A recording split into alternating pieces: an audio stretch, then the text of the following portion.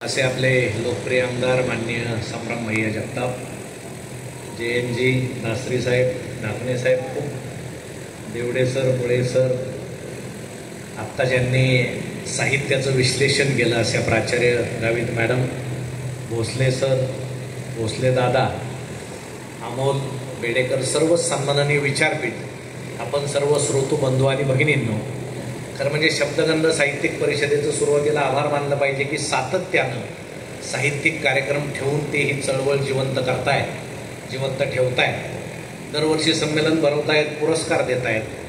ज्यांना पुरस्कार दिले ते नंतर काही बोलतही नाहीत, त्यामुळं माणसं पाहून ते पुरस्कार देतात. ही सुद्धा अतिशय आनंदाची गोष्ट आहे, कारण लेखक किती चांगला आहे त्यापेक्षा तो नंतर कसा बोलेल हे पाहून आता पुरस्कार दिले पाहिजे अशी सावधगिरी सुद्धा आता ज्या साहित्य परिषद आहेत त्यांनी अनुभवली पाहिजे. आनंदाची गोष्ट आहे की परवाच मला वाटतं मी वृत्तपत्रात वाचलं सुनीताताईंच्या तोंडी की राजकारणी आणि साहित्यिक यांचं कुठंतरी एकत्र येणं नेहमी पाहिजे.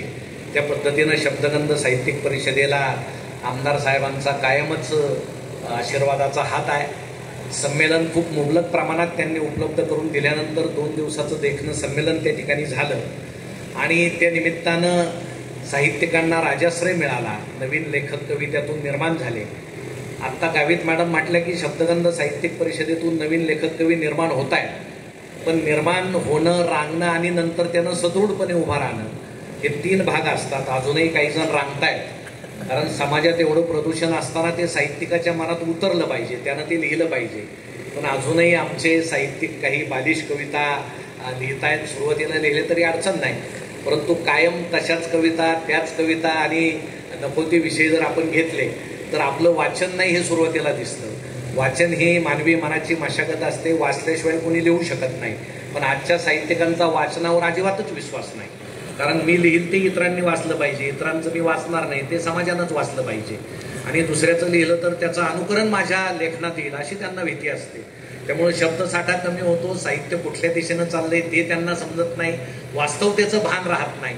आणि सुरुवातीला आणि आपलं आता टाळ्या वाजवतोच, कोणी कविता म्हटलं आपण टाळ्या वाजवतो, वा वा छान छान, त्यांना असं वाटतं की अरे वा मला छान छान म्हटले, म्हणजे श्रोते सुद्धा साहित्यिकाला वाममार्गाला लावायला कारणीभूत असतात. म्हणून जे चांगलं आहे त्यालाच वावा म्हणत जा, त्यालाच टाळ्या वाजवत जा.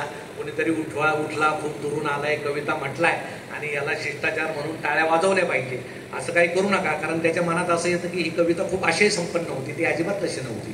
त्यामुळे श्रोत्यांनी सुद्धा आता वक्त्याला कसं वळण लावायचं आणि कवींना कसं वळण लावायचं हे श्रोत्यांच्या बऱ्याच अंशी हातामध्ये असतं. आम्ही खेड्यातून आल्यानंतर सुरुवातीला ज्यावेळेस मी कॉलेजमध्ये भाषण करायचो त्यावेळेस नकळत आमचं लक्ष मुलींकडे असायचं, कारण शब्द चुकला की मुली हसायच्या की हे अडाणी आहे, हे गावरान आहे, याचं काही खरं नाही. मग मी ते लक्षात ठेवायचो की हसल्या मग तो शब्द दुरुस्त करायचा. म्हणजे ते नकळत पहा, फार थेट पाहू नका, कारण वक्त्याच्या अवस्थानंतर वाईट होऊ शकते.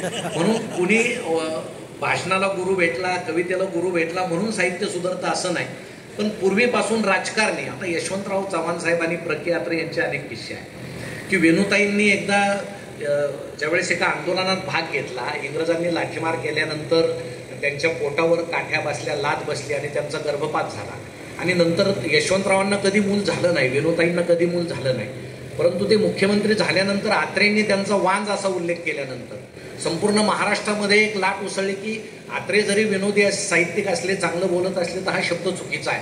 आणि ते वादळ उठल्यानंतर आत्रेंच्या लक्षात ती चूक आली आणि मग ते गेले, वेणुताईंना भेटायला गेले, ते वेणुताईंच्या पाया पडले, माफी मागितली आणि वेणुताई एकच वाक्य बोलल्या की या निमित्तानं तरी माझा भाऊ मला भेटायला आला.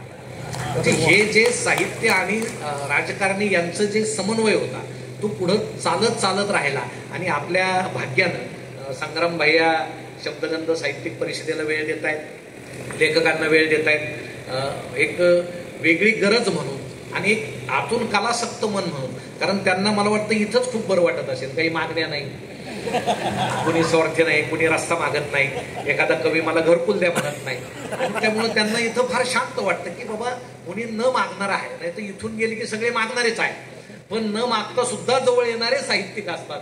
ही त्यांच्या दृष्टीनं अतिशय मला वाटतं आनंदाची गोष्ट आहे. म्हणून आपण सुद्धा बाकीचं जे सामाजिक प्रदूषित वातावरण आहे ते आपल्या साहित्यात कसं येईल याची काळजी आता नवीन लिहिणारानं निश्चितपणे घेतली पाहिजे. ते कविता असो, लेख असो, कादंबरी असो, कथा असो, हे आजूबाजूचं सामाजिक वास्तव त्यामध्ये येणं अत्यंत गरजेचं आहे. आणि शब्दगंध साहित्यिक परिषदेनं त्या दृष्टीनं प्रयत्न करावेत की कार्यशाळा घ्यावी, कथा कशी लिहावी, कविता कशी लिहावी, एखाद्याचं नवीन पुस्तक आलं त्यावर चर्चासत्र ठेवावं, मुळे सरांना बोलवावं. आता मुळे सरांचं वय असं आहे की ते सगळं यानं बोलू शकतात अधिकारवाणीनं. परवा कसं बोलले तुम्ही ऐकलं ते, तुम्ही वाचलं असेल ते कसं बोलले.